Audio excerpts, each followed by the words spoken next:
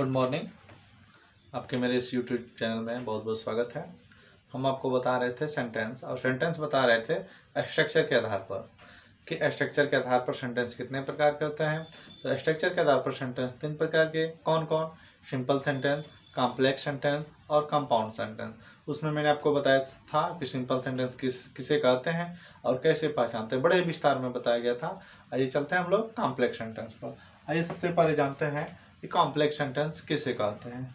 Definition है, the sentence ऐसे वाक्य which has a principal clause, जिसमें एक प्रिंसिपल क्लॉज हो, एंड और सबऑर्डिनेट क्लॉज, और जिसमें एक सबऑर्डिनेट क्लॉज हो, इज कॉल्ड कॉम्प्लेक्स सेंटेंस। उसे हम कॉम्प्लेक्स सेंटेंस कहते हैं। इसको और आसान शब्दों में समझिए, यूँ कह लीजिए कि जिसमें एक प्रिंसिपल क्लॉज और एक सबऑर्डिनेट क्लॉज होता है, उसे हम कॉम्प्लेक्स सेंटेंस कहते हैं। प्रिंसिपल क्लॉज को हम हिंदी में प्रधान उपवाक्य, ठीक है ना, भी कहते हैं। उसके बाद से सबऑर्डिनेट क्लॉज, सबऑर्डिनेट को हम आश्रित उपवाक्य भी कहते हैं। उसके बाद से ये तो हम जान गए कि कॉम्प्लेक्स सेंटेंस किसे कहते हैं। तो जिसमें एक प्रिंसिपल क्लॉज और एक सबऑर्डिनेट क्लॉज होता है, वो सेंटेंस हमारा कॉम्प्लेक्स सेंटेंस होता है। और कॉम्प्लेक्स सेंटेंस में सबऑर्डिनेट क्लॉज एक से अधिक भी हो सकते हैं, 2 भी हो सकते हैं।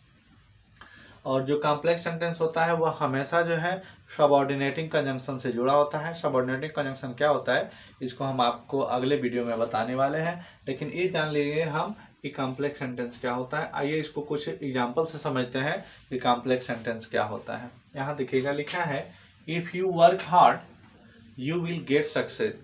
यदि तुम कठिन मेहनत करोगे तो सफल हो जाओगे। यह हमारा कॉम्प्लेक्स सेंटेंस का उदाहरण है। आप पूछेंगे कि यह कैसे कॉम्प्लेक्स है, तो सबसे पहले मैं बता दूं कि यह सिंपल नहीं है। सिंपल क्यों नहीं है? क्योंकि सिंपल में जो है एक ही फाइनाइट वर्ब होता है और यहाँ 2 फाइनाइट वर्ब का प्रयोग किया गया है। अतः यह स्पष्ट है कि सिंपल तो नहीं है। जब सिंपल नहीं है तो कॉम्प्लेक्स या कंपाउंड होगा, उसमें यह कॉम्प्लेक्स सेंटेंस है। और पूछेंगे कॉम्प्लेक्स क्यों है, तो क्योंकि मेरा जवाब होगा कि इसमें जो है मैंने एक सबऑर्डिनेटिंग कंजंक्शन का प्रयोग किया है और एक जो है सबऑर्डिनेट क्लॉज का प्रयोग किया है और एक जो है प्रिंसिपल क्लॉज का प्रयोग किया है। प्रिंसिपल क्लॉज और सबऑर्डिनेट क्लॉज मिलकर के हमारा कॉम्प्लेक्स सेंटेंस हो जाएगा।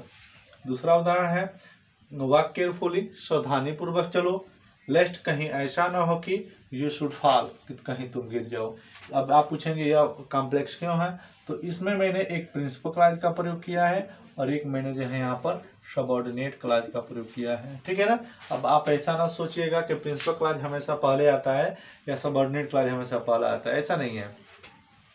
कभी प्रिंसिपल क्लॉज पहले आ सकता है, कभी सबऑर्डिनेट क्लॉज भी पहले आ सकता है, ठीक है ना। जिस प्रकार से 2 और 3 मिलकर के 5 होता है और 3 और 2 मिलकर के भी 5 होता है, उसी प्रकार से प्रिंसिपल क्लॉज सबऑर्डिनेट क्लॉज मिलकर के कॉम्प्लेक्स सेंटेंस ही बनेंगे, या सबऑर्डिनेट क्लॉज और प्रिंसिपल क्लॉज मिलकर के कॉम्प्लेक्स सेंटेंस ही बनेंगे। अंडरस्टैंड? बिल्कुल। अगला वाक्य है, he did not go to school, वह विद्यालय नहीं गया, बिकॉज क्योंकि ही वॉज इल, क्योंकि वह बीमार था। इस वाक्य में मैंने एक यह प्रिंसिपल क्लॉज का प्रयोग कर दिया और दूसरा यह जो है हमारा सबऑर्डिनेट क्लॉज का प्रयोग कर दिया। यह इसमें हमारा यह कंजंक्शन है, इसमें यह कंजंक्शन है, इसमें आपका यह कंजंक्शन है, इसलिए कॉम्प्लेक्स सेंटेंस है। प्रिंसिपल क्लॉज सबऑर्डिनेट क्लॉज मिलकर के हमारा यह कॉम्प्लेक्स सेंटेंस। अगला वाक्य है, आई नो, मैं जानता हूँ, वेयर ही लिव, वह कहाँ रहता है। इसमें यह प्रिंसिपल क्लॉज है, यह हमारा कंजंक्शन है, यह हमारा सबऑर्डिनेट क्लॉज है, इसलिए कॉम्प्लेक्स सेंटेंस है। अगला देखिए, टेल मी, मुझे बताओ, when he will come here, कि वह यहाँ कब आएगा।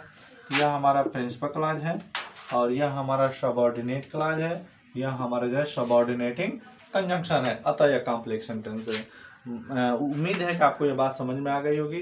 कुछ बातें आपको यह नहीं समझ में आ रही होगी, अगर आप क्लॉज नहीं पढ़े हैं तो हम कैसे जान गए हैं कि सबऑर्डिनेट क्लॉज है, कैसे जान गए हैं प्रिंसिपल क्लॉज है, कैसे जान गए कि सबऑर्डिनेट क्लॉज है और कैसे जान गए कि प्रिंसिपल क्लॉज है। इन सबको जानने के लिए हमें देखना पड़ेगा क्लॉज वाला वीडियो, ठीक है ना। इसके तुरंत बाद ही हमको बताने वाले हैं कि क्लॉज क्या होता है, कैसे पहचानते हैं। लेकिन हमें इसमें यह जानना है कि कॉम्प्लेक्स सेंटेंस किसे कहते हैं।